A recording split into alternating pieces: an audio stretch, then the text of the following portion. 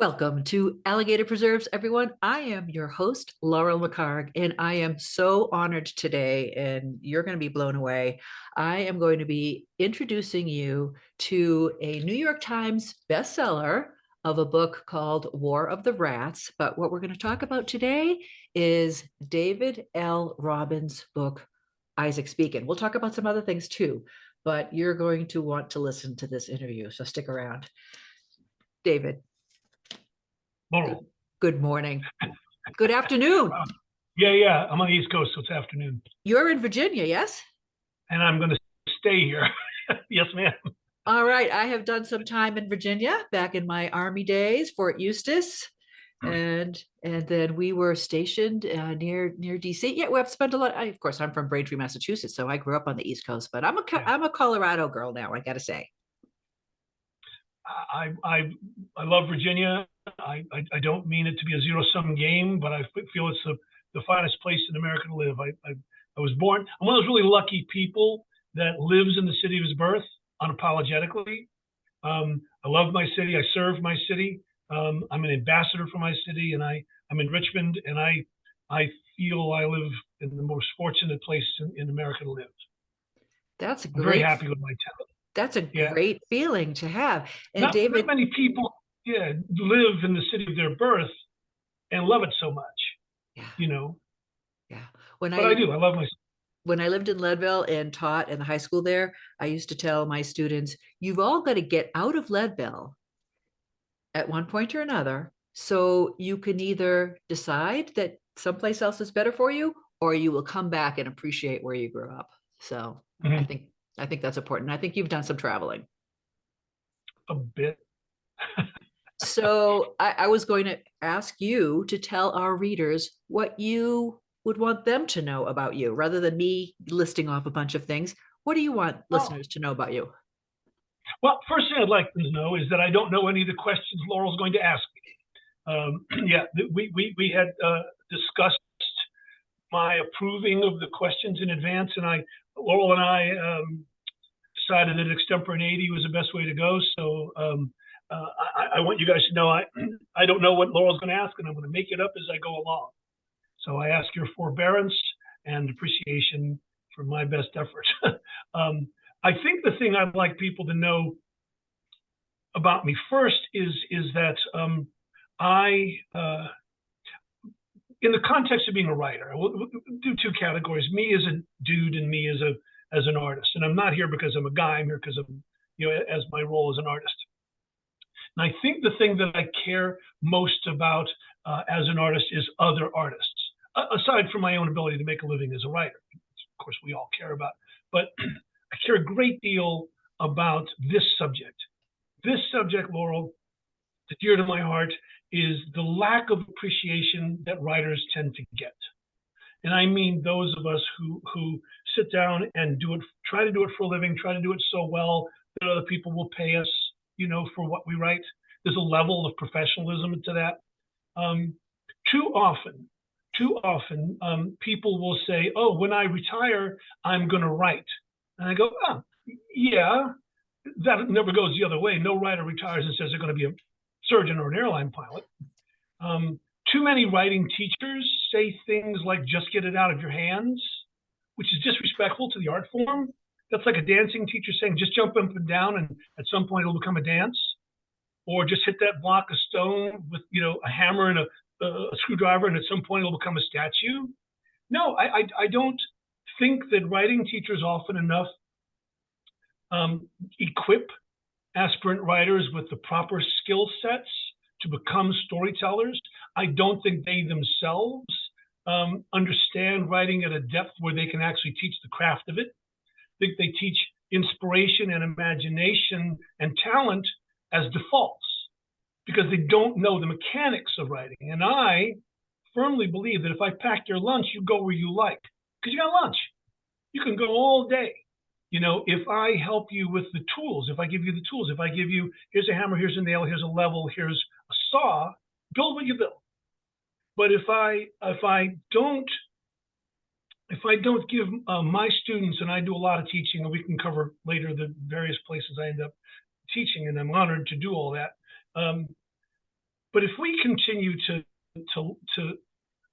self-publishing has been a great renaissance to open up to a great many voices.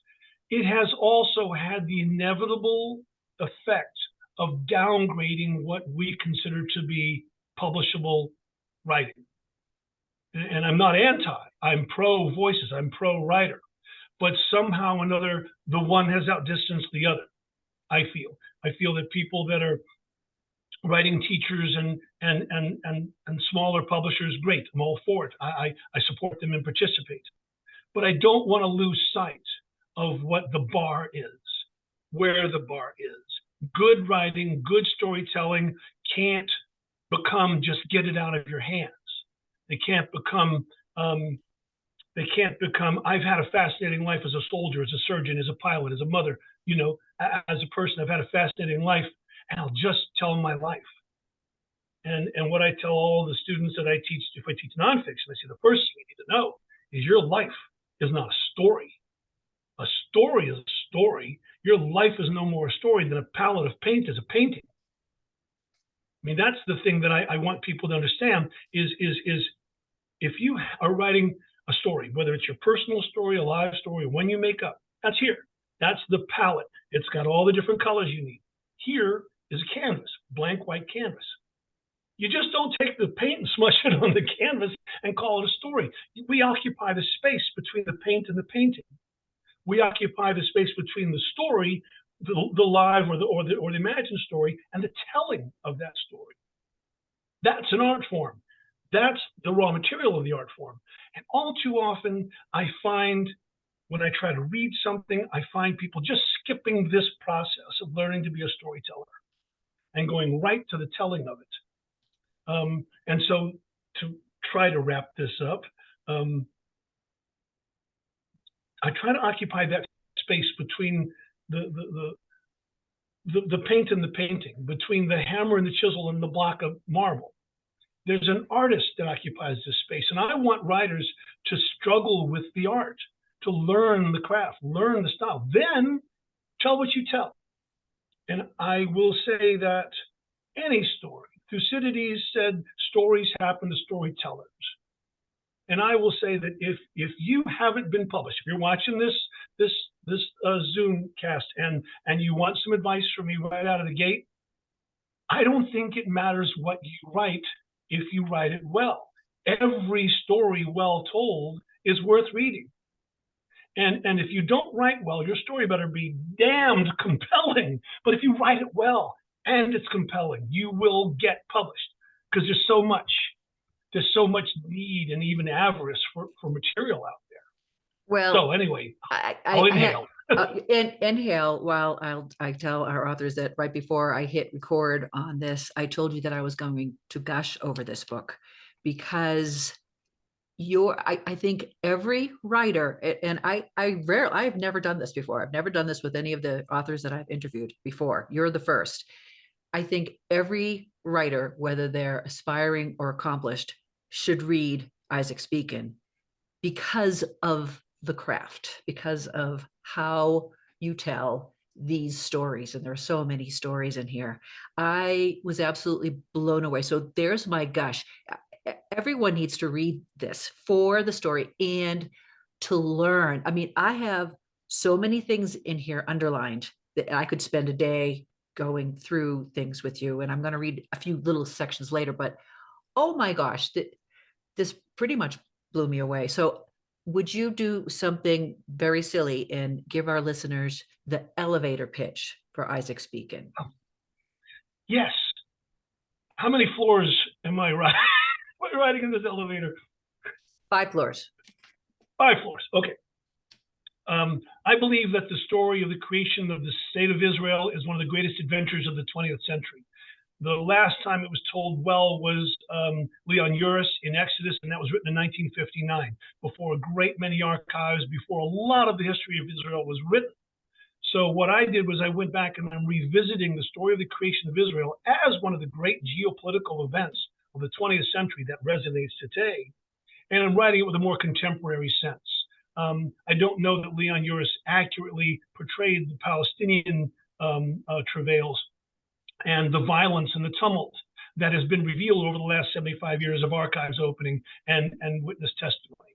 So I'm trying to tell a really compelling story that has grown in scope as history has opened itself up to it, in a contemporary voice, in a contemporary sense. Tell me why you wrote it. Why? Why this topic? I don't know the answer to that. I will say this. I've written 16 novels, most of them historical fiction, and I couldn't write this book until I was good enough. I've always wanted to write this book, and there's a sequel coming out in May. Thank you for that reaction. But I've always wanted to tell this story ever since I read Exodus. But it's so huge that I had to write about D-Day and the fall of Berlin and Stalingrad and Kennedy and Khrushchev and the Cold War, and I had to write about so many huge historical epochs to understand, to encapsulate the size of this story. The key to historical fiction is maintaining the scope through the intensely personal. You know, you ratchet down the microscope to see 1, 2, 3, 4 players. They have to represent the whole microcosm. This story has so many eyes on it, so many different views of Israel. It's so problematic, you know, as a geopolitical force in 20th century, leading into 21st century history.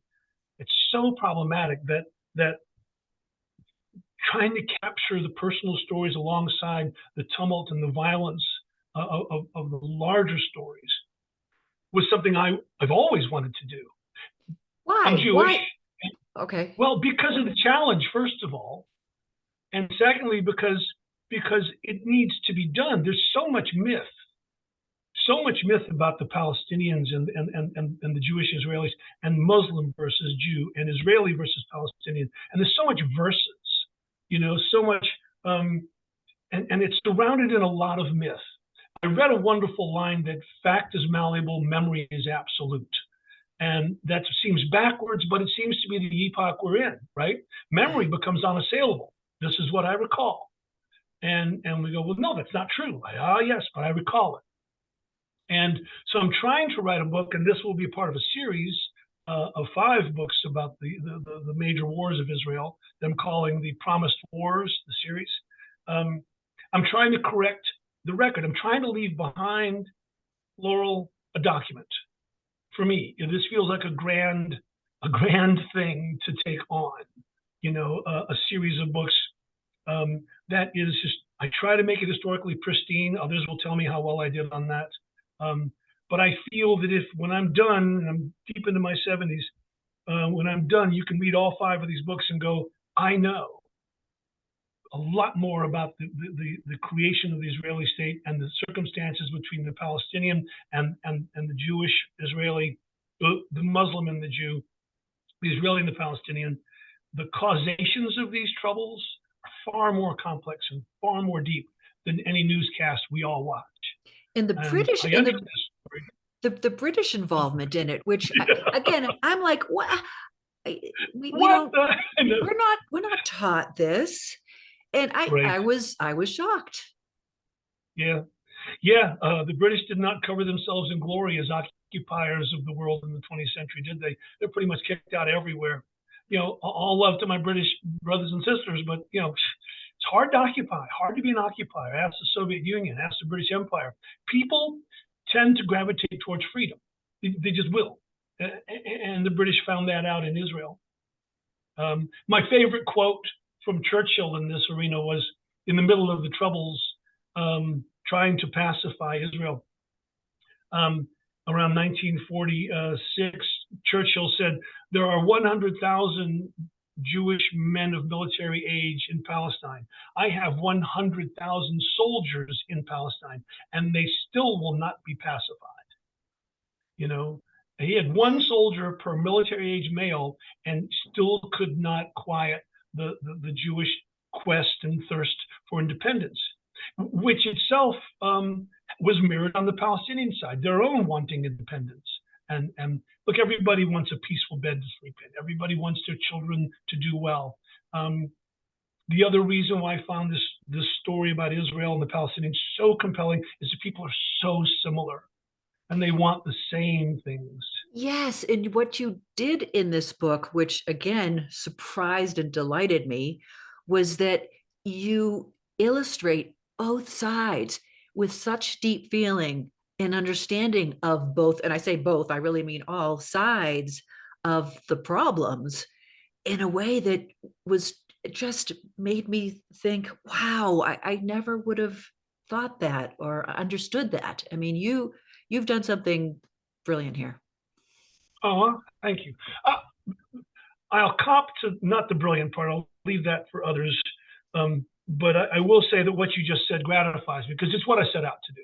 I set out to have my readers go, loved it. It was a great, expensive time, the effort to read this. Yeah, good story, great characters, good writing. But wow, I didn't know makes my heart flutter because I could write a lot of things, right? I could write outer space and science fiction and dysfunctional family fiction and all those things. But as a historian and as an historical writer, to have someone clever like yourself say for public attribution, wow, I didn't know that, that's the core for me. That's the heart that I'm going for. Well, you got it. You got my heart in every single page I turned on that. Thanks. So you are the son of two World War II veterans. I want to know about your parents. I want to know what it was like growing up with two World War II veterans. What a great question. Okay, I have two answers. One is in the category of things I want people to know about me / don't want people to know about me, is my father won my mother in a poker game. It's true. It's true. He was out in Pearl Harbor where he was stationed. He was a 26-year-old Army Air Corps sergeant, and he's playing poker with a guy, at Pearl, at King Island at Pearl. And the family story goes like this. So the guy ran out of money. Dad was betting the pot. And the guy took his wallet, turned it upside down and said, hey, Sam, I don't have any more money. And a small little dime store, 1x2, nickel photographs fell out. And there's this pretty little girl from Pittsburgh and little Jewish girl. And my dad apparently picked up the picture and said, well, this will be your IOU. I want the name and I want the address. And the guy says, whoa, Sam, that's my girlfriend. Dad says, well, then don't bet her. And he reaches for the pot. And the guy says, okay, because he's confident in his hand. Cut to the chase. Dad wins the hand. He's got the address, Carol Gladys Jacobs in Oberlin Street, Squirrel Hill, Pittsburgh, Pennsylvania. He writes her. My mom's a 16-year-old high school sophomore. My dad's at this point, a 24-year-old sergeant in the Army Air Corps out in Pearl Harbor. So they strike up a correspondence. My mother gets this letter out of the blue that says, hey, I won you in a poker game, and I don't think you should date a guy who would bet you in a poker game. I would never do that, right? So they have this correspondence. Now, my mother falls in love with Sergeant Sam through the mails, and so she does the reasonable thing, lies on her enlistment papers, and the Packard comes and picks her up. And my grandfather, who could have knocked her out as a 17-year-old kid, doesn't. Says, well, because that's my mother, right? And so he just says, all right, we'll see you. So my mother ends up in basic training in Daytona Beach. And so my father continues to write her letters to Squirrel Hill, Pennsylvania. My Aunt Alma, who told me this story, my Aunt Alma, my mother's younger sister, took the letters from my father from Pearl Harbor, put them in a separate envelope, mailed it to my mother in Daytona at basic training. My mother writes my father back, not to Pearl Harbor, but back to my Aunt Alma, who puts them in a separate envelope and sends them to Pearl Harbor, postmarked Pittsburgh. So the effect of this is my father did not know my mother was in basic training. He continued to write her, and she never mentioned it. My mother gets her first duty station when she gets out of basic, which she requests King Island, Pearl Harbor. She goes out to Pearl Harbor 1940 before the attack.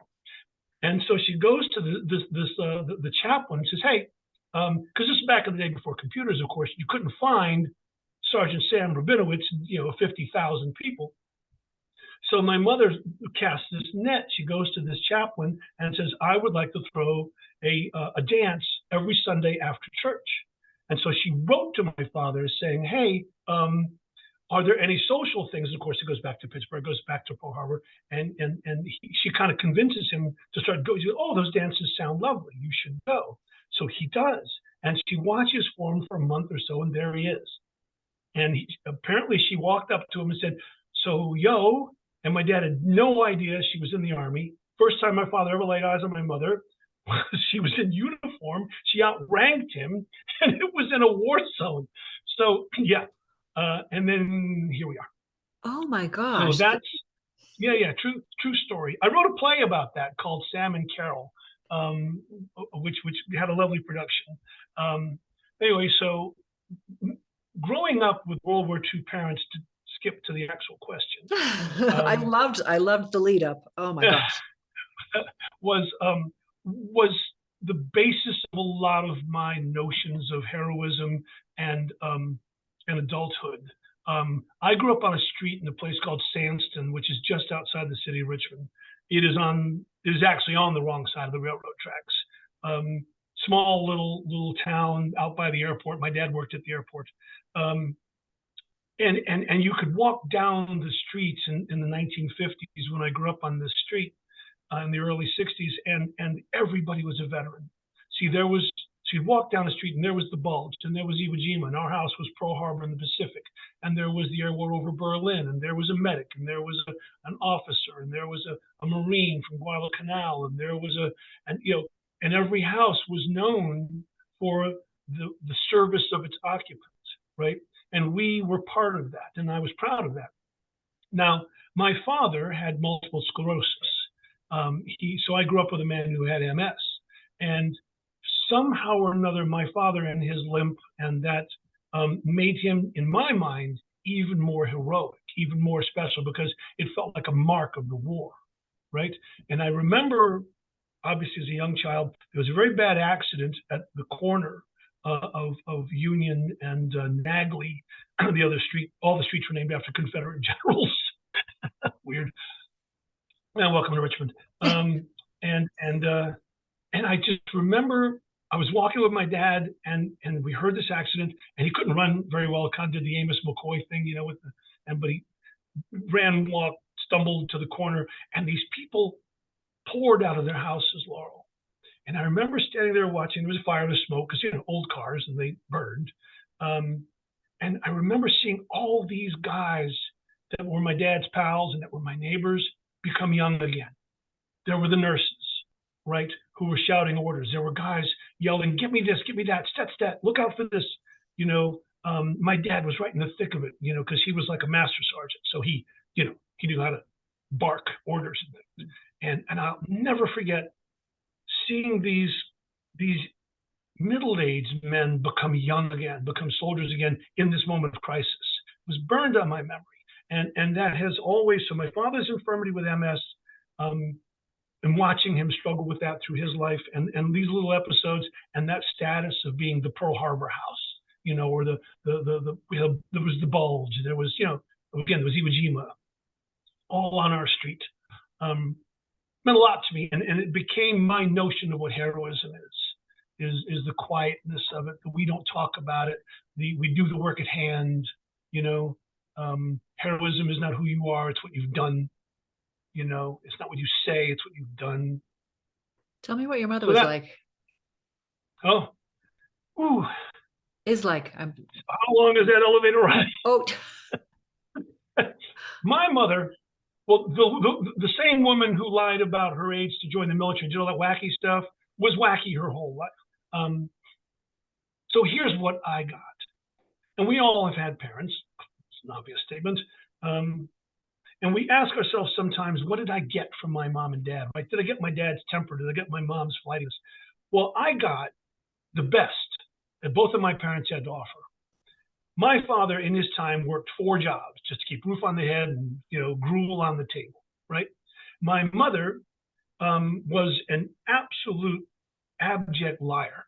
She had no relationship with the truth. Truth wasn't that kind to her, so to hell with the truth, she didn't like it that much in return. But my mother's lies were always benign.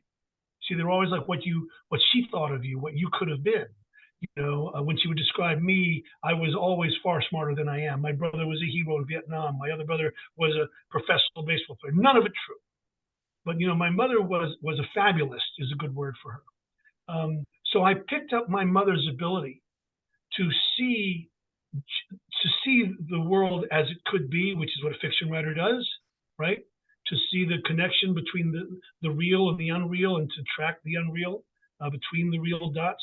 But I got my dad's junkyard dog get her done. So I developed my father's ability. The only way to really annoy me is ask me how it's going, because I'll look at you and go, didn't I tell you what I was going to do? Why are you asking me? Just annoys me, because I have my father's sense of responsibility, right? My father's, junkyard dog, close the chain link fence, stay here, guard the junkyard, and I've got that, but I use that as an artist, which is the part that comes from my mother. Your mother was a storyteller. She was a storyteller. She was a storyteller. Yeah. My mother was a substitute teacher. Neither of my parents had high school degrees, so their careers were, as good as they could make them. But my mom ran recreation centers, and I grew up with my mother roller skating and putting together little cabins out of popsicle sticks and playing a lot of tetherball. That's awesome. I would like for you at this point to read maybe a short section of Isaac's Beacon to give our listeners a feel for your writing, which again, I'm gushing over because, and I'm going to read some things later, but I mean, you use subtext. I mean, you don't even have to say certain things. The way you use your dialogue is like, oh my gosh, I am right there and I know what they're saying, even though those aren't the words that I'm reading in the dialogue. Will you ask me about that on the backside of this? Because that's actually on purpose. That thing you just said. All right, I'll try to remember. About what I'm not saying. Okay. All right. Well, thank you for that. It's very flattering. And folks, and hopefully there are a lot of you. With your indulgence, I will just read the first 2 pages of the book. This is Eva, chapter 1. And for those just listening, you need to go to the YouTube version of this to visit with us. But for those of you just listening, we are visiting with David L. Brooks, author of Isaac's Beacon, and 13, 14 other books? Yeah, 14 other. Yeah, and it's David Robbins. But if you take books and Robbins, you get Brooks. What did I say? You said David Brooks. But it's okay. Oh my gosh. Oh my gosh. We are with David L. Robbins, author of Isaac's Beacon. Oh my gosh, I'm so embarrassed because I'm looking right at it. Hey, well, call me what you want, just don't call me late for supper. That's okay. What my dad did. You're going to read All right, chapter 1. Eva, September 28, 1940, Vienna. In his blue opera coat, Eva's father rode beside her on the tram to the train station. Her mother and young sister filled the seat behind. Her father said nothing on the way. This was how he kept from shouting. At the station, the eastbound locomotive steamed while porter's bells rang. The platform bustled with departure. Eva stood before the open door of a packed passenger car. Every window held faces in profile and tears. Again, Eva told her father his decision to stay in Vienna was dangerous and foolish. He was being hard-headed. On no other day had she spoken to him like this, but she needed to be fearless at the last or carry away with her the burden of holding her own tongue. Her father lowered his head until his long gray goatee touched his starched collar. Gabby broke from her mother to hug Eva's waist. Eva crooked an arm around her sister. Her father spoke in a rained voice. You chose to go. I want all of us to go. Edvard, her mother stroked his arm from behind because she wanted him to speak gently. With effort, he did. We will be all right. You believe this? The Germans, you believe this? There are 250,000 Jews in Vienna. What can they do? Eva could imagine, and so could he. Why say it aloud if he would not? You're sending me away. We are not sending you away. His tone rose. Her mother touched his arm again. You asked for this. I want us to be safe. I'm afraid. So you leave your home. You leave my protection. I leave so you'll come behind me. You don't believe I can protect you. Say it. Say you don't. I don't. Not from the Germans. Good. You have that much courage at least. She indicated the many cars packed with Jews. These people don't feel safe here either. I'm not their father. I want my family to stay here. You want us to go. You make me say the hardest thing a father can say. So go. Follow me. I'll have everything waiting for you in Palestine. Will you have your grandfather's shop there? Papa, if I leave, the Germans will take it and our home. They'll empty my bank accounts. We'll have nothing to come back to. This is what I have. This is what my family built, and I should leave it? Stand here quietly while you tear everything to pieces? Papa, you can have a shop in Palestine. It wouldn't be my father's. But it would, you see, it would. The locomotive screeched. Ghosts of steam riffled past. Eva cupped her small sister's head. Let me take Gabby. Her father had said all he was going to. He gestured for Eva's mother to pull the younger girl away. Her mother bussed Eva's cheek. But child, Muti, make him come. Her mother blinked above a final smile. Make him? Did the two of you just meet? Come, before it gets too late, promise. We'll be all right. Eva embraced her. She found nothing to whisper into the soft curtain of her mother's hair. She couldn't beg or argue more or say goodbye. Eva kissed her cheek. Her father took a backward step. With hands that she had never before seen shake, he unbuttoned his blue opera coat. He smiled, too. He wanted to be remembered smiling. He held the long coat out for her to step into. Eva turned her back for him to drape the coat across her shoulders. He patted her arms from behind. With a kiss on the crown of her head, her father pushed Eva gently to the train. Ah, and what a way to start. You've got the coat in there, which plays such a role later in the story. Did you know that it would? Did you know? Yeah. I mean, yeah. And so already you've established that nothing is easy, and we understand both desires, the desire to get away, to be safe, the desire to hold on to home and what you know, and belief that you can be safe. And they're both right. They're both right. And I want to return, thank you, Lauren, thank you for the opportunity to read that. I want to return to that observation you made a while ago about all of the Subtext. how powerful you felt the characterizations were. So here's what I'm exploring. It's called a lacuna, the absence. A donut hole is a lacuna. Lacuna, Lacuna. Cuna, yeah. It's an absence that defines presence, right? So like a donut hole defines the donut. So what if you consider that opening chapter, there's a real dearth of interiority. And throughout the book, I don't rely very, very much on interiority. I don't tell the reader a lot of what's going on inside my characters' heads and hearts. There's a lot of reasons for that. One is if I create that vacuum, an interested and engaged reader will fill it, right? So what you just said about loss and longing, but you'll notice all those are your conclusions. All I gave you was setting and dialogue and action. There's very little Eva felt, Eva thought, Eva wanted. I just have them say it and do it and see it. And I do that through the entire book. And what I'm doing is I'm exploring how powerful it can be to really recruit my reader as a co-conspirator in the book. And every time I go into some sort of interiority and explain what my characters are thinking or give them some memory from their past that informs their present, I feel I'm cheating a little bit. I'm cheating the reader of the opportunity to do that for me, do that for themselves. So right now, folks, if you're watching, and Laurel, if you're watching, you can't read my thoughts, and you don't know what's in my heart. You're drawing conclusions from the tone of my voice, from the motions of my hands, from what you see and hear.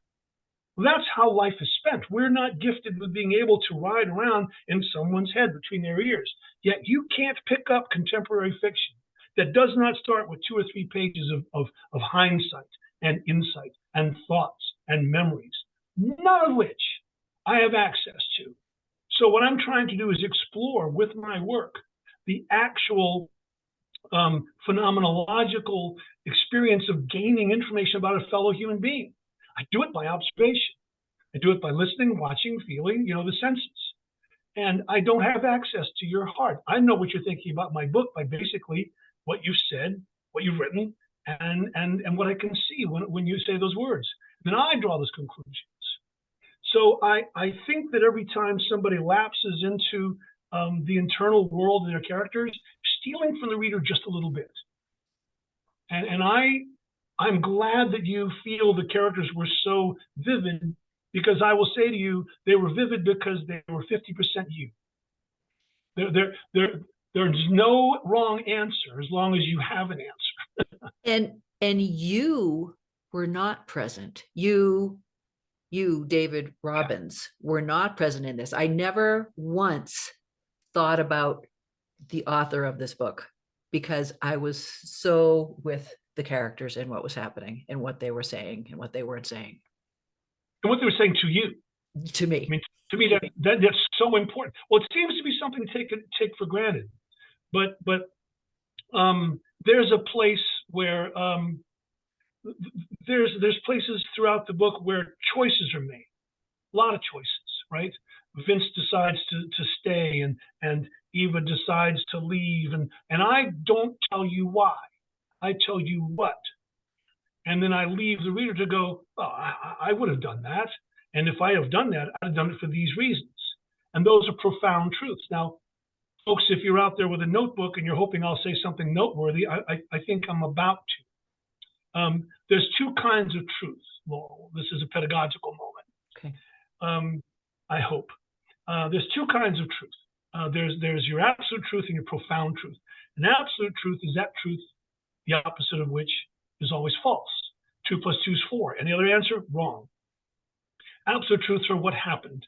1945, December 7th, yada, yada. It is the ineluctable, unavoidable, unchangeable truth of the story. Then there's profound truths, you see, and a profound truth is that truth, the opposite of which is also true. The opposite of love, indifference, the opposite of courage, cowardice, the opposite of hatred, love, the opposite of, you name it, focus, lack of attention, whatever, the loyalty, the opposite of betrayal. They can all be true. Now, here's the thing to scribble down, folks. Absolute truths are what make us different. I will never be an astronaut. I will never be a soldier in the Great War. I will never be a nurse. I will never discover radiation, right? Those are the absolute truths that make us different. Profound truths make us the same. See, all of us have had moms and dads. All of us have loved. All of us have lost. All of us have kicked the dust in despair. All of us have shaken a fist in fury. All of us have praised some deity or other, or our own luck, right? We've all had a loved one's head on our shoulder. We've all held a child, right? We all had moms and dads. Those are the profound truths: love, betrayal, indifference, and so what I try to do is I try to curate the really best absolute truths I can. I try to pick dialogue and settings and descriptions, and I don't invite you to take part there. I invite you to imagine what they look like, and I try to make them vivid. Then when I get to the profound truths, why does Eva leave her family? I let you decide. And in leaving it to you, you join me in the story.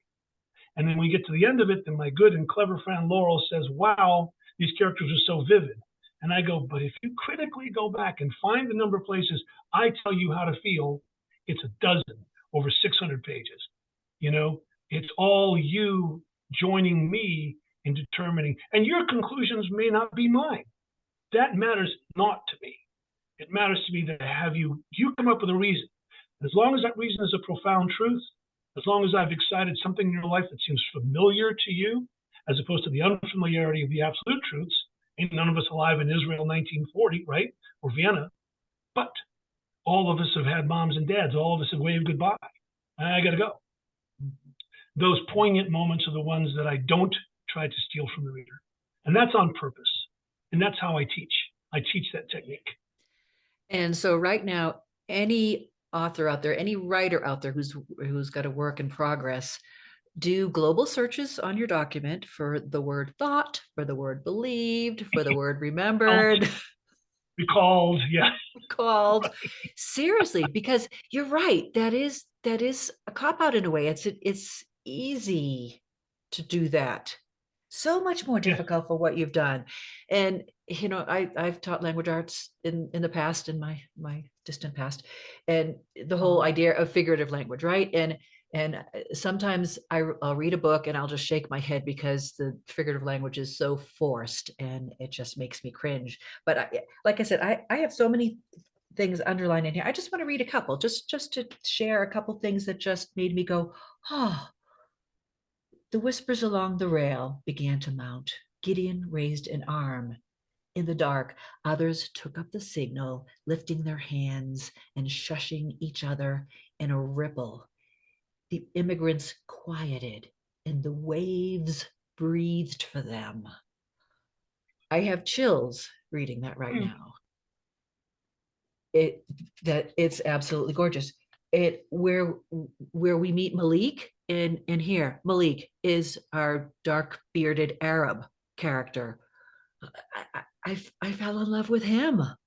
I He's didn't magical. I didn't expect to. Rivka had to step aside to let the Arab stride past. She came no higher than his shoulder.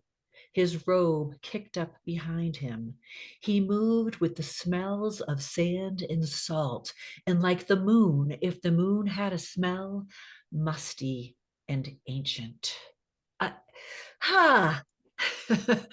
Absolutely gorgeous. Do one more. I, One more. Please. I marked a couple. I marked a couple. Where am I? All my little things. Okay. Here we are. Rivka again. Am I pronouncing her name correctly? Rivka? Yes. Rivka drew a breath of the ancient view. No one in history had ever stood where she did because she had created this spot. Even so, no wall or terrace could match the baby, the Jewish girl who'd not had to climb this hill, but arrived on top of it. And this is, where there's the first birth of a new baby in this new land. Sorry, I just enjoyed that enough to ask you to do one more. Thank The, you. the rumble became a quake, a horror in the earth. You don't just say it was noisy. I mean, I, oh my gosh, I have so many. Okay, Hugo wrap it up. Do one more and Oh, wrap it up. Hugo made each stroke harder than the last, but could not bring the Briton to his knees. I mean, there's just too many. Oh, There's too many. yeah. And I am going He's to hitting bring him up, with a whip. Yeah. yeah, yeah. He's hitting him with a whip, just so people know. Thank you for that, Laurel. Hugo, your character Hugo. I was Yeah. going to ask if any of the characters were based on people you know, but I'm guessing probably not. But you've done a tremendous amount of research, I know, on this.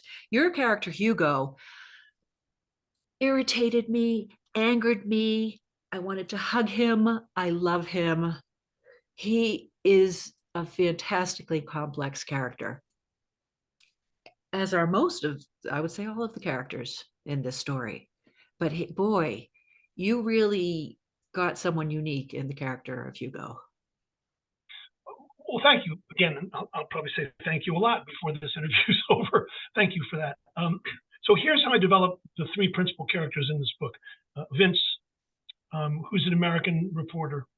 Hugo, who's a survivor of the Holocaust and joins the Irgun in Palestine. And Rivka, who is a kibbutznik.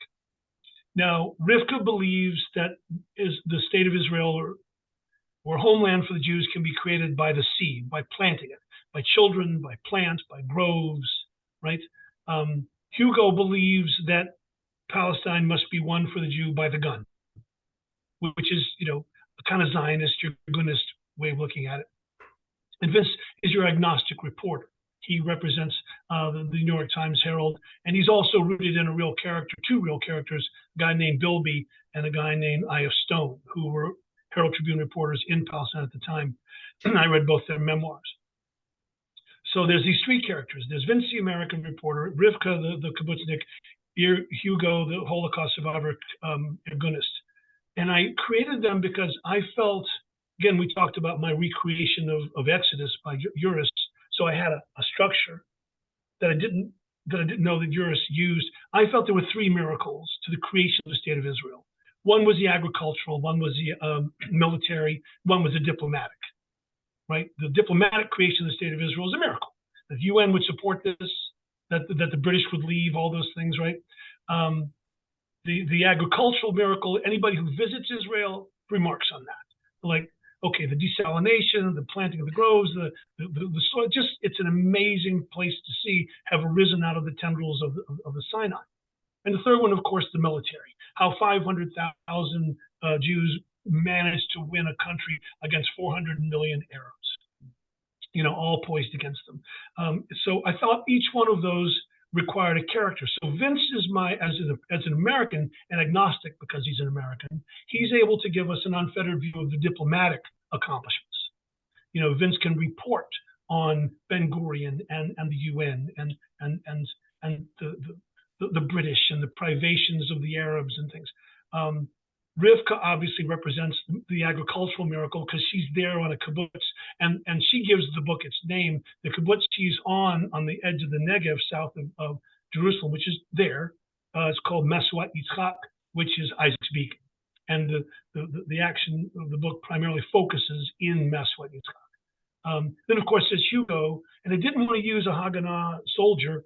I wanted someone with Yergun, and so Hugo represents the violence, the tumult, the military, the taking by the gun of Palestine from the indigenous Arabs to create the state of Israel. So those three miracles are created in these three characters. Hugo, in particular, comes from a fascinating study I read called The Worm at the Core about terror management theory. Terror management theory, which I don't know if it's been defrocked or not, but I found it fascinating. It essentially says that if you endure something terribly traumatic, that we tend to fade backwards into a crowd, that we tend to give up our individualism and become something greater. The same way a porcupine sends out its pines to look bigger, or a peacock spreads its tail to look bigger, or a rhino or a bull paws around it, create a dust cloud around it, on and on and on. And so they did an experiment that was a very famous one in its time. They took people and they put them in a room, and in this room was a bowl of black ink, an empty bowl, and in the black ink, by the way, was sand, and an empty bowl, an American flag, a nail, and a Catholic cross. And they would show people horrible movies about plane accidents and the Holocaust and on and on. And then they would show other people kittens and unicorns. And they would say to the kitten and unicorn crowd, hey, we want you to go in that room and do two things. Put that cross on that wall and separate that sand out of the black ink. Now, the people who were not traumatized just said, well, okay, they laid the American flag over the empty bowl, poured the sandy ink through it, sanded out the sand, and took the cross and used it to bang the nail in and hung the cross. By and large, the people who had been traumatized would not use the cross as a hammer and would not defile the American flag with ink, because to them, they were symbols of the greater. They were symbols of their haven, the place to retreat to, and they would not defile them. So Hugo has just survived the Holocaust when we meet him. And in a very key line, Laurel, Vince, the reporter who encounters Hugo in the camp at Buchenwald, says to him, why don't you come to America? And if you recall, Hugo says, my own particular brand of terror demands that when the bastards come again, I have a gun. And so Hugo was born in that book I read, The Worm at the Core, about terror management. I wanted to explore what a man, he could not go back to Germany. They made him clean the cobblestones with a toothbrush. He couldn't go back to his old neighborhood as a Jew. Where would he go? Well, he could go to America, but he wouldn't feel safe. He wouldn't feel safe even in America. So his own particular brand of terror coming out of the trauma of the Holocaust was, no, when they come again, I'll have a gun. And that's what leads him to the Irgun. That's how Hugo was born. Awesome characters. All right. We're going to, and I'm going to come back to the book in a minute, but I want to shift a little bit, and I want to talk about censorship. And the reason I want to talk about censorship is because I met you at the Rocky Mountain Fiction Writers Conference. You were one of the keynote speakers, and you were wonderful. And I remember after your speech, congratulating you on being brave and treating the audience as adults Adults, I remember you said that. and believing that we could handle your stories, which might have had a bad word or two in them.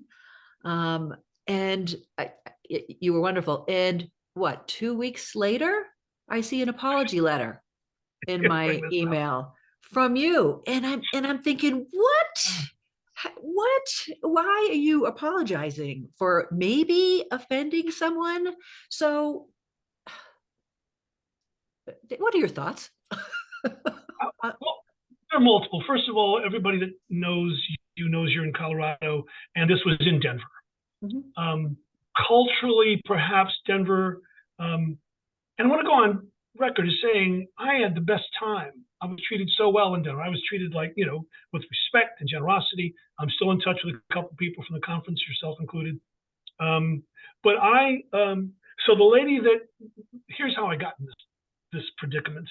The lady that preceded me as the keynoter on Friday night told a lot of stories about being a precocious young girl and always wanting to be a writer, and the genesis of her desires to be a writer. And I thought, well, what am I going to do? Go up there and talk about myself? I ain't that interesting. My journey to be a writer, I think, pales before what I feel I have to share, again, on these pedagogical things about being a writer and trying to explore storytelling. So I made the decision, the questionable decision in retrospect, that rather than talk about me, I would tell stories to exemplify my point that any story, well told, can be a good story. Any story. Doesn't need to be aliens, doesn't need to be, a bank robbery and a heist. It doesn't need to be tragedy of your family. It could be as mundane as the death of my dog, the death of my father. Um, let's see, there was 3 death stories and one about crap in my pants in Turkey. Um, all 4 quotidian, common stories, right? Just bad case of stomach flu, and my dog dying, and my dad dying, and I can't remember the other one, but I'm sure it was as equally bland. But I tried to display that if I told them with the verve in the eye of a storyteller, that Thucydides quote, that stories happen to storytellers, that if I told these stories with the kind of a brio of a storyteller, the message I was trying to get across was, folks, it's how matters a lot. Not just the what, not just it's a vampire, it's a alien, it's again, my parents were homeless stories, but the how matters. And I tried to exemplify that. And in the midst of that, I was true to the story. And one of the stories, the turkey story in particular, the other ones were, fairly sanitized. And I got a good laugh. Nothing funnier than my dad dying. And just so you folks will wonder, my father's last words were, "She's a hooker." Um, to That's remind funny. you, but those were his actual last words. But yeah, some people at the conference, which I don't, in all due respect to Denver and the Midwest, I'm not from the Midwest, and perhaps it's a bit more homogenous than we are on the East Coast. Out here, they'd have been rolling in the aisles. I'd had a lot of diversity of people and viewpoints in the audience, and perhaps it's a bit more homogenous in Denver. I didn't read the house. So I'm going to dodge your question and say this, that since that event, since I was notified that some people had gotten in touch with the people who ran the Denver conference, who I like unanimously, and I will always say treated me well, and I hope will invite me back. But I issued as eloquent an apology as I could. I said that my heart is large, and sometimes it squeezes out my brain, and there's nothing more dangerous to somebody like me than a microphone. But since that day, since that day, I have stopped cursing. I no longer curse. And my best friend and I, we have to Venmo each other $3 because she's doing it with me, and we Venmo each other $3 instantly while we're talking, while we're on the phone. We got this $3 we send back and forth when we curse. So I'm not cursing anymore. It doesn't serve me. I don't want to be tolerated. Was it because of that you're Yeah. doing this now? Yeah. Really? And because soon thereafter, my brother came over for dinner, and my brother's a vulgar man. And he was talking about one thing and another. And I looked at my friend Lindy and I said, do I sound like that? She goes, sometimes. And that was it. I don't want to do it anymore. Because Laurel, I don't want to be tolerated. I'm not here to invade people's sensibilities. I'm here to hopefully expand their hearts and their knowledge and inspire and get what piece of respect and admiration, my poor talents can get me. I'm not here to make people tolerate me. I don't. You can have your characters curse. Right? You can have your character. You can have your characters curse. Oh yeah. But you'll notice, here's one. Anytime I write the curse word GD, I scratch out the N, so it's not actually that word. Okay. Yeah. All right. Well, yeah, I remember when I was teaching 7th grade language arts in a school that ultimately closed. My first year of teaching, after resigning from the Army as an Army major, thinking how hard can it be to teach 7th grade English. Oh boy.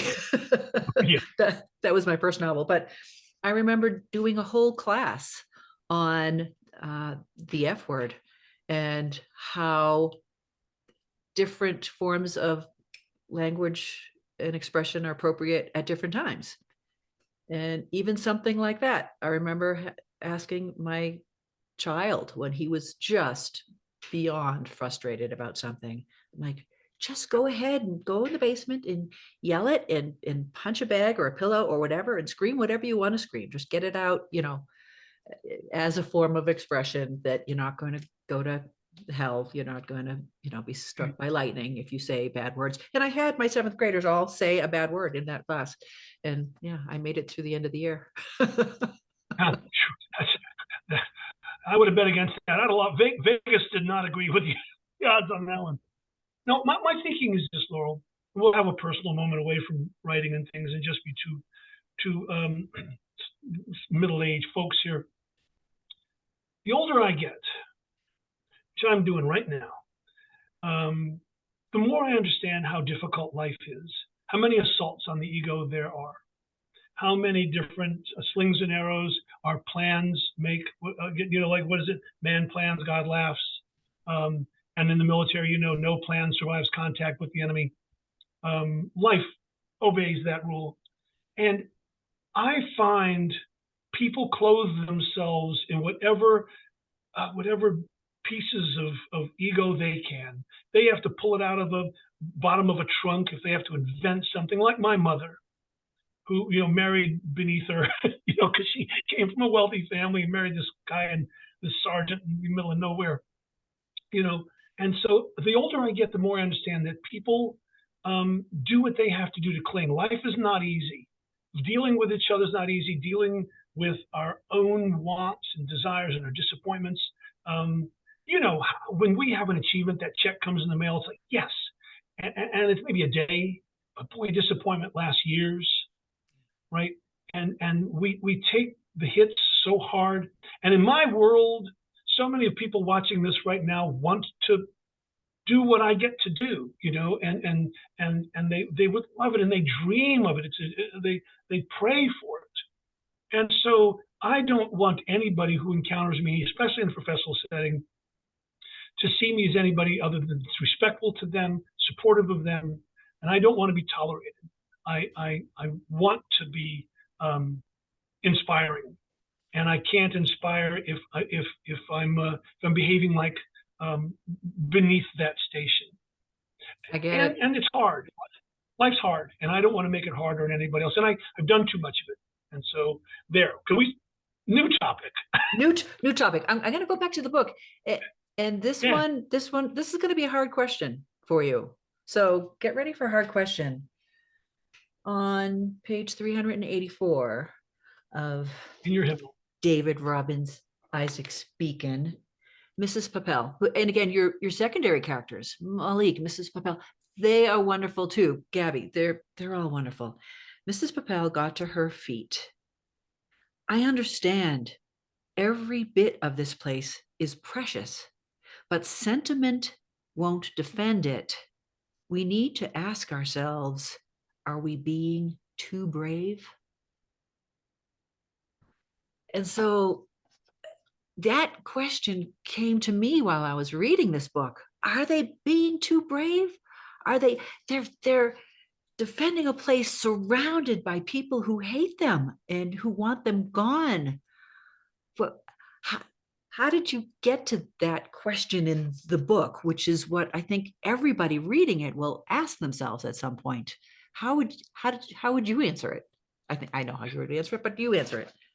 Well, I'll give you a quote from David Ben-Gurion.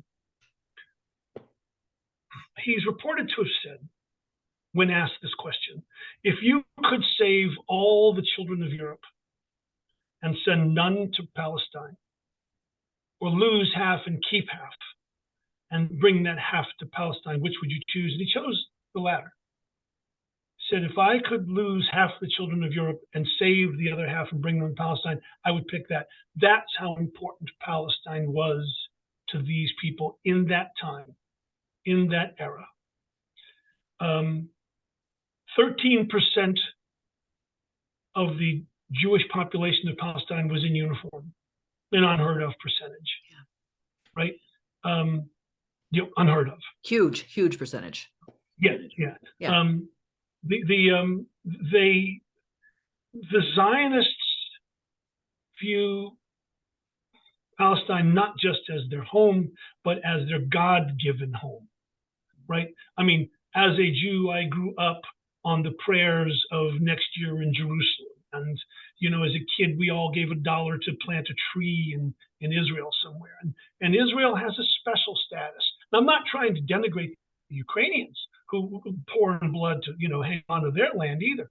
I'm saying that similarly, the Jew, especially coming out of the privations of the Holocaust, especially coming out of that circumstance, the Jew had no homeland. No homeland. At the end of World War II, you got all these displaced persons, and so we're trying to place it, right? And say to some cat, so where are you from? He says, I'm from France. Okay, go back to France. And where are you from? I'm from Poland. Go back to Poland. I'm from Italy. Go back to Italy. But the Jew could not go home. See, so when you talk to the Jew, you couldn't go home. And there was no place called Jew. There's no, what are you? I'm French. I'm Polish. I'm Italian. But the Jew would say, I'm Jewish. And the American forces and the Allied forces had no place to send them called Jew. They had a place called France, right? But they had no place called Jew, so they didn't know what to do with them. And this is how the Jew said. The Jew didn't say, I'm French, I'm German, because they could not go back to France or Germany. So they said, I'm Jewish. And that, to me, is an eloquent testimony of the degree to which I had to capture in this book. Remember I said early on, I had to write 15 historical novels to write this one? When you're facing these things, you don't come lightly to this. You got to tiptoe up on this real reverently, and this is a dragon of a story because everything I'm saying, Laurel, can be, and should be questioned by the Palestinian view of this, and the secular view of this. So there's not one, we founded America, the Civil War went this way, it's kind of like the complexities of Vietnam. World War II is not complex, right? It was like, okay, good guys, bad guys. But Israel at such a knife's edge. Is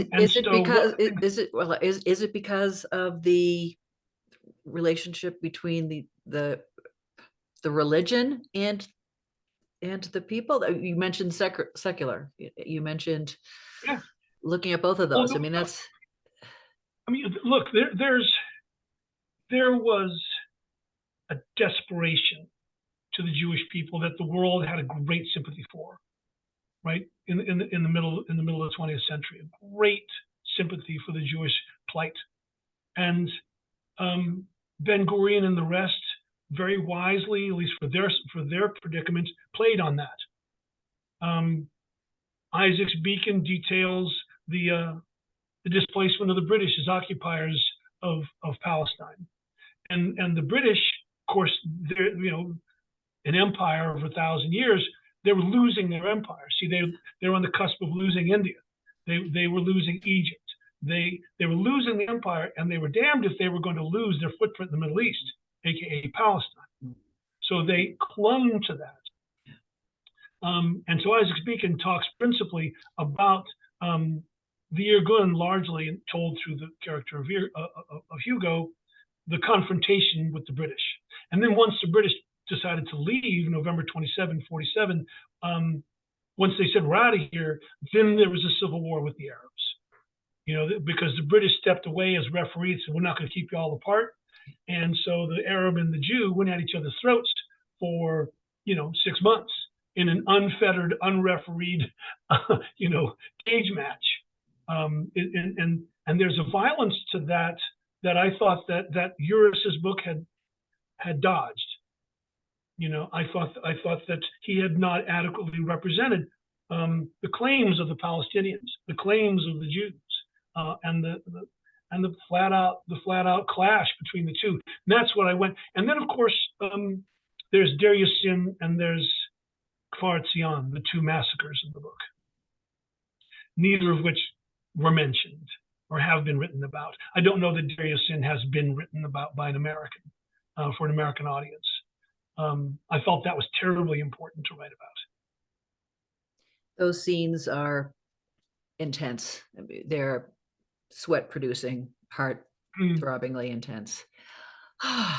Well, should we switch to something lighter, like marketing? How about your marketing tips? And before you tell me what your marketing tips are or will be, let me just tell you that, and I laugh at this. So here we are at the Rocky Mountain Fiction Writers Conference, and I bump into you in the little bookstore area, and I thought maybe I could just escape out without buying everyone's books that I enjoyed hearing from. But you grabbed this book and you put it right in my hands and you walked me to the register.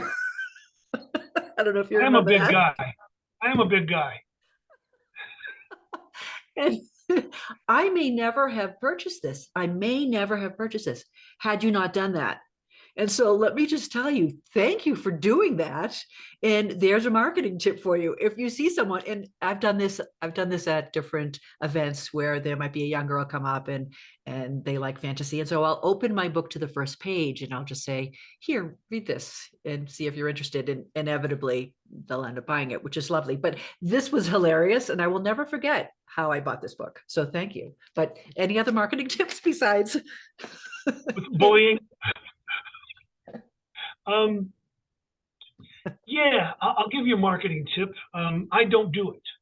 And I don't recommend that. It annoys my publishers that I don't market my own work. But I didn't come up in that world. I published my first book in the early '90s, and back in the day when they put you on tour and they sent out galleys, and I remember sitting on an airplane flying somewhere, and the cat next to me was reading USA Today, and there in the bottom right-hand corner of the page he was reading was a quarter-page ad for The End of War, one of my books. And it just said, hey, I'm not trying to be an egoist here, but it's probably cool. I wrote that. And I was on the back page of Kirkus Reviews, and they used to spend money to market books. And now what I hear is, you need a platform, you need this, you need that, and I just won't do it. I don't like social media. Like one of my college students said to me, if I haven't talked to you in 12 years, there's a reason. And I don't typically like sitting there writing about my life and reading about your cats and soup. I just don't. And I don't mind paying for a publicist to get me interviews but no, I don't. But I'm wrong. Let me say officially, I'm wrong, and I'm also set in my ways. And I also have, thankfully, a decent-sized audience that's hopefully waiting for me to write books, so I don't have to work as hard as a beginning writer for marketing, but I am the absolute last person to ask about marketing because I am an unadulterated, dyed-in-the-wool curmudgeon about it. But you, I but you, expect but it to be. you, but you will put this interview up on wherever you Oh want to put yeah, it. and I will grab people one at a time and drag them to a cash register. Sure. I mean, That was you can make a good living if you can put the time aside. definitely, I absolutely love it. You do lots of community things. One of them being you do a free creative writing class for veterans, and you do all other lots of things. Why? Why do you do so much? How do you do so much? Oh, okay. Now this gets into the self-laudatory part of our interview, where I say nice things about myself. But Laurel, you've been kind to me, and I think I owe you truth. I try to have what is called a servant's heart. I just do. I try to. I'm lucky. See, I get my way. I mean, my name. I mean, look. You know, okay, well, like that right there. That's my name on sideways in the spine of a book, right? So, and in bigger letters on the front. So I get that. So because I get that, I got the time and the bandwidth for others to try to get what they want, if I can help. I don't need, the minute I hit save over here on my desk, then I start thinking about other people. And I have the luxury to do that because I'm getting something really important, something that means a lot to me. I'm getting to teach, and I'm getting to be published. My writing's being published. And so these nonprofits are how I sleep at night. These nonprofits are how I spread the gospel of the writer. And everybody that studies with me, I tell them right off the bat, I don't care what you write. Any story you write can be publishable and extraordinary if you write it like a storyteller. And that's my gospel. But I've been lucky in that I've had good partners. My best friend Lindy and I founded a thing called we founded the Podium Foundation. You can look us up, Podium RVA, and we're about 14 years old now, and we serve Richmond area youth. We give them communication training, and we got several hundred kids, and we're almost $1 million organization. I founded the James River Writers with my friend Phaedra. And the James River Writers, you can look that up. It's one of the big preeminent East Coast writing conferences, and it's lived for 20 years. With my partners, the Virginia War Memorial, about a mile from my house, I founded a thing called the Mighty Pen Project. And folks, if you're interested in reading the writings, really good writings of veterans, Google Mighty Pen Project, VCU, Virginia Commonwealth University, VCU. We have an archive of 130 stories that's growing all the time, edited, vetted stories from you were there veterans from World War II up to the war on terror today. And I work with veterans, and my pal Lindy and I are working. We've started a thing called First Responses, where we give writing program training to cops and firefighters. So I do a lot of teaching. That's fabulous. How do you unwind? I don't need to unwind. It annoys me to unwind. Then you got to wind up again. No, I'm lucky. My dear brother, just got back from a 10-day cruise with his girlfriend in the Bahamas. I'm like, what'd you do? He goes, oh, we ate, we hit golf balls, something else. Sounds like hell to me. I couldn't go. I can't. The thought of not working, the thought of not writing, I couldn't. Why live that day? I put something down every day. I love it. I don't live a life that requires me to rest from it. I live a life that requires me to train for it. I go to the gym. I stay healthy. I watch what I eat. I get my sleep. And then I sit over there and I do the best I can. I bleed onto the page. I do this though. At night, I'm a reader. And I smoke a cigar. My dad was a cigar smoker, and it's a filthy habit. But every time I light a cigar, I think of my dad. helps me keep faith with my antecedents. And I will do one of two things in the evening. I will read my own work and smoke a cigar and edit it, or I'll read something else wonderful. I like the classics and smoke a cigar. And I guess that's unwinding, but I don't walk away from the work. I think that's My beautiful. characters get annoyed. Yeah, Yeah, yeah. my I characters mean, they you get asked annoyed with me. you asked me for an extra hour this morning so you could get a full morning of writing in. What did you write this morning? What You did know, you work on this morning? oh well, I am taking a break from the Israel books, Oh, and I'm writing a claustrophobic adventure slash humor slash romance slash historical slash thriller slash mystery what? book. Yeah, I'm writing a book called The Trans-Mongolian Express. It's an entire thing that takes place on a train, rushing across Mongolia and then Russia. Well, China first, then Mongolia, then Russia. It takes place during the 5 days of Chernobyl because people couldn't, if you wanted to go to Moscow, you couldn't get in because the air lanes were closed because of the plume. So I got these 5 people on this train that got to get into Moscow, but they can't fly. So they're all trapped on this train. And then there's a murder, and then there's a Mongolian cop, and they all got to get off the train, but because there's been a murder, the cop says nobody gets off this train. But 3 of them, if they don't get off the train, are going to be murdered. And it's so it's a detective slash humor slash assassin slash romance. And it's Historical. claustrophobic because it all That's on a takes train. place in a train. On a train. That sounds like fun. It's okay. At the risk of being condescending, after writing so many historical novels, after writing these things, just sit down with a book where I get to make it up. It's so fun. It's so fun to just make something up. If I want to throw someone off the train, I don't have to read 3 books to see if Churchill got thrown off a train. I'll throw him off a train if I feel like it. It's great to just make. I love it. And I think that's a wonderful diversion. I think it's a wonderful way for you to refresh yourself from the heaviness of books like Yeah. Isaac Speakin and the other ones you've written. So now I'm looking forward There's to a that one. sequel. Yeah. Let me mention there's a Yeah, sequel yeah.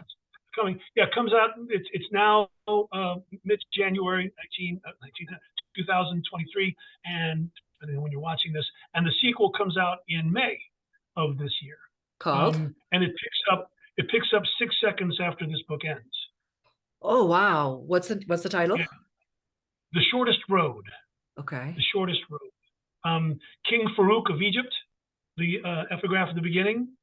King Farouk is quoted as, I paraphrase, that the war between Jew and Muslim was a holy war, and that young men were coming from throughout the Islamic world, and they saw fighting the Jews as the shortest road to heaven. So I was like, okay, so the book's called The Shortest Road because it book 2 details the Arab-Israeli War of 1948. Book 3, which will start next year, will be about the Suez War. And book 4 will be about the 67 War, and book 5 will be about the 7-3 War. And then I'm done. I'm calling the series, well, I hope, but I'm calling the series The Promised Wars, the Promised Land, The Promised Wars, and the 5 principal wars that were fought between Jew and Arab that created and established and firmed up the state of Israel. Once they defended themselves these 5 times, then the Palestinian territories were in place. The Jews had won and or lost whatever they were going to win and lose equally for the Palestinians. And then it got into kind of a stasis war, But those 5 wars I thought were fundamental in the creation of the state. So I wanted, as I said earlier, I want to create a document that if you read all 5 books, once I'm long gone, I'll leave behind me in my wake. You'll go, I get it. Because I promise you, when you read in the paper that the Palestinians are upset because 12 of their Klansmen, Palestinians, were evicted from an apartment building in Jerusalem, and there's riots going on, they're not rioting because of that eviction. They're writing because what happened in 1947, 48, 56, 73, 69, 73, 67, 73. They're fighting because of that, not because of what happened today. And we can't be honest brokers here in the West. We can't get between these good and God blessed people. I mean, there's no question that the Muslim and the Jew, you don't have to be but so versed in religion to know that these are ancient people, right? And we can't get between them and help them and guide them and referee and sustain them and understand them unless we understand the antecedents of these problems, of these quandaries. And that's why I'm writing these books, to help us be good stewards of our world and be good stewards of these people. And Laurel, I'm not a polemicist, right? I mean, hopefully you read that book and it felt fairly agnostic. I'm not taking sides. Right. I look at the story, I look at the story and go, okay, what is Malik's view of this? What is Rivka's view of this? It's an adventure. And I'm not trying to be political, or I'm not trying to be an apparatchik in all this. I'm trying to be as agnostic as I can and make it the romance and the adventure and the political powder keg that it was. I'm not trying to advance anyone's agenda. And my reason for that is because I, like any other, I hope, ethical person, don't like privation. I don't care who it is. I don't want to see a Palestinian child starve. I don't want to see a Honduran child starve. I don't want to see a Jewish child starve. I don't want to see children hurt, separated from their parents. I don't care where you came from. I don't want to see ignorance and oppression of anybody. And so if the Jews are putting their foot on the throats of the Palestinians for their own reasons, and the Palestinians are reacting with equal violence, the reasons are, we sometimes stop when we see the violence, and I'm trying to get beneath it and say the whys of it. And I don't want to see a Palestinian hungry or oppressed any more than I want to see a Jewish woman injured on a bus. I don't want to see it. So I'm writing these books so that people will be able to discuss these things at a level below the violence. You were not preachy at all in this. And as I mentioned before, it was so honest. It was so all sides represented in a way that made perfect sense to me and left me with, how would I react in that situation? Which choice would I make? And really not even having the answers, because how can you have the answers to questions when you're not in a situation? But you did what you set out to do. I'll tell you that. And if anybody wants to disagree with me, tell me why. And I will say again, this is a book everyone should read, whether you're a writer or not. Your craft is incredible. The stories are incredible. The characters are amazing. The topic is topical still, right? I think will always be. And so you already told us what's next. You've already given our authors and our writers plenty of advice. Will book 2 of your series be available for pre-order? Yeah, I mean, it's already up on Amazon. All right, so people can find you. Where do you want people to find you? Oh, my website, just authordavidlrobbins.com. Do you have any shout outs? So what? Do you have shout outs to anyone? Yeah. My really good friend, Lindy Bumgarner, who was, we're kind of getting through life together. She's a mess. I'm a mess.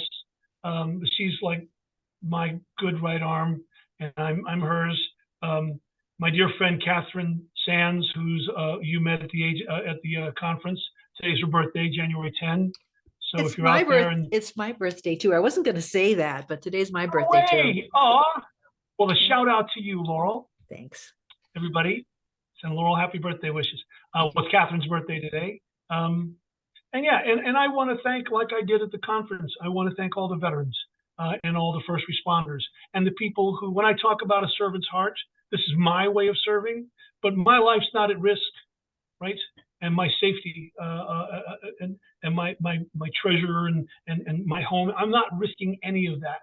So I serve in the ways I can, but I want to dip my brow and put up a solid fist for all the first responders and all the veterans, the men and women who have worn this country's uniform and our community's uniforms, and the ones who do it the right way, which is the vast majority of them. They have my respect, and at least here in my community, my good right hand in their behalf. Thank you, David. And again, for those of you tuning in, we just had an amazing visit with David L. Robbins, author of Isaac's Beacon. You have to get this book and read it, and you have to tell everybody else you know that they have to read it. And again, I don't say this about too many books, but I'll read this again because it was that good, and I will learn more about craft here. I've got 60,000 words I've got to go through and get rid of a lot of stuff, because this is how I want to write. I want to write like you. Oh my gosh. Well, thank you. And David, you will send me some photos, and listeners out there, you can find links and photos to this on my website at leadvillelaurel.com. And David, I am really looking forward to reading all your upcoming books. And I hope to see you at another conference sometime soon. Laurel, you honor me. Thank you. And everybody be safe and have a good new year. Yeah, you too. Thanks so much, David. We'll see you soon. Thank you, Laurel. Bye-bye.